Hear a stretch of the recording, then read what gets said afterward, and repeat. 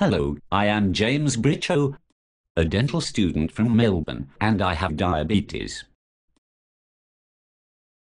Hello James, I am Francis from Arachula. I also have diabetes. This is interesting, Francis. Let's compare my experiences with managing my diabetes in the city, compared to your rural location. This way we can highlight issues of rurality. I will go first. How long have you had diabetes for, Francis?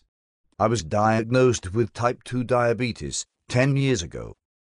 It started out with me feeling rather tired for many months. I noticed that I was always thirsty and peeing quite frequently. Because I live in a small community, it was hard for me to get to the doctor and it took a lot of effort for me to get checked out. This was added to the fact that I am an olive farmer, and taking time off is difficult for me. By the time I was diagnosed, the doctor said my diabetes had been going on for quite some time and was moderately advanced. Early this year my eyesight started to become blurry and I was diagnosed with diabetic retinopathy. That means I was losing my vision, James.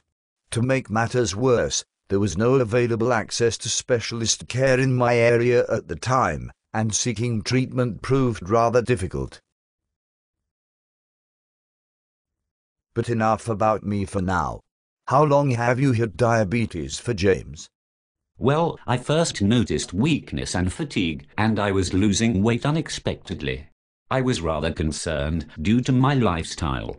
As a result, my life partner, Dave, then made me seek medical attention.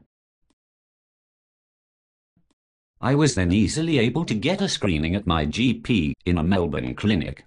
James, that is interesting, because in Arachula there are limitations and some problems in regards to access to care.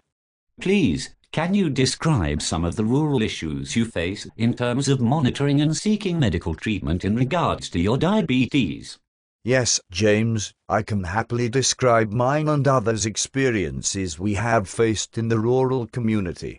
Issues such as the divide of general health, access to care, higher rates of low socio-economic status, specialty medical care, emergency services, and minimal exposure to diabetes education.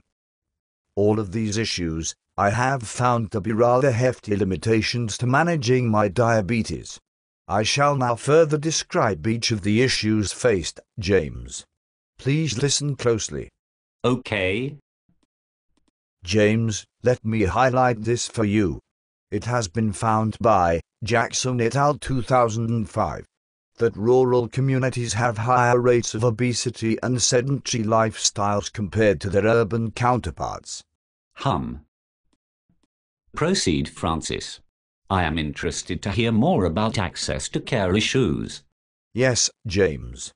It has been found that in some rural communities it may take up to 24 weeks, 6 months, to get a routine appointment with a GP and on average around a 6-week wait for a routine checkup appointment. Further, rural Australia is still short of the 17,000 additional health professionals needed to provide even basic access to healthcare in country areas. National Rural Health Alliance, August 2010. As you can imagine, this significantly limits rural and remote residents to access a GP for routine screening appointments and checkups. Proper management of diabetes often requires frequent monitoring appointments with the doctor to check blood sugar and diet control and medication dosage. This can be extremely inconvenient for some rural patients that have to travel far, sometimes hours, to their medical centers.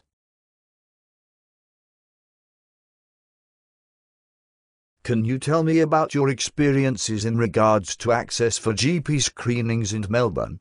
Well, Francis, in Melbourne a quick Google map search will tell you there are many general medical centres for each suburb. When I become concerned, I simply rang up my local GP and asked for an appointment to have a diabetic screening test done. My GP ran a range of tests including lifestyle risk assessment and blood tests, and I knew my results within a week. That seems like a very efficient service, James. I also heard that the average level of income in rural setting is lower compared to cities. This is important, as it impacts one's ability to have adequate income to maintain a healthy lifestyle. It has been found that those living in areas of greater socio-economic disadvantage rated their own health more negatively, had higher rates of some illnesses, and had less healthy lifestyles than those in other areas. Australian Social Trends, 1999. At the moment, research suggests there is not much difference in diabetes rates between metropolitan, rural and remote. But this data may not take into account cases of undiagnosed diabetes. However, additional data shows that hospital admission rates for diabetes-related complications are 25% higher in rural communities as compared to metropolitan, which suggests there are issues in management, early diagnosis and follow-up care in diabetic patients. National Health Priority Areas Report in Diabetes Mellitus 1998. Well, that is interesting.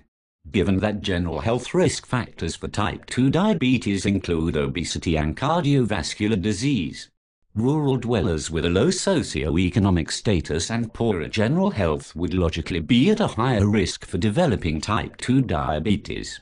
Furthermore, good, nutritious foods such as fresh fruits and vegetables and fresh lean meats and proteins can be quite expensive and time-consuming to prepare, and anecdotally do not appear to be any cheaper to buy in rural locations as compared to metropolitan areas. Perhaps now, Francis, we can brainstorm some ideas to potentially account or improve the current system. James, that sounds like a fantastic idea. I have become aware of a program called telemedicine, which is just one initiative or program to help those in rural communities. Telemedicine? Please explain more, Francis. With pleasure, James. Telemedicine, which has been extensively implemented to date in both international and domestic rural communities, including Australia, to make specialists more accessible to rural residents, diminish waiting times and alleviate the transportation barrier. Improving Diabetes Care in Rural Communities, 2010. Thus, telemedicine is medical information which is transferred through interactive audio-visual media for the purpose of consulting and sometimes carrying out medical procedures or examinations in remote areas. Interesting, Francis. Are there any more initiatives? Yes, James. Some others include web-based interventions and also telephone helplines, and an increase of community health advisors have been initiated with some success in other countries such as America. So far, community health advisors have proven very useful, as these individuals, also referred to as natural helpers, from the community, are trained to deliver culturally sensitive health information and facilitate healthcare access, and are thus increasingly involved in health promotion strategies to reach underserved communities. Improving Diabetes Care in Rural Communities, 2010. Very interesting indeed, and good initiatives. I must say, I was referred to a diabetes educator by my GP when I was first diagnosed. She helped me to readjust my lifestyle to help manage my diabetes, such as setting dietary and exercise goals. I've also been told of these diabetes educators, though when I searched for my nearest location I only found 3 places available in a 100-kilometre radius, and one of those was the excellent facilities at Goulburn Valley Health. Is that true, Francis? I also searched for diabetes educators close to my home in South Yarra and found 9 locations in a 5-kilometre radius. Well, James, this has been a very informative talk. Thank you for taking the time to discuss these issues with me today. Yes, Francis, the issues of rural medical care can be quite complex and multifactorial.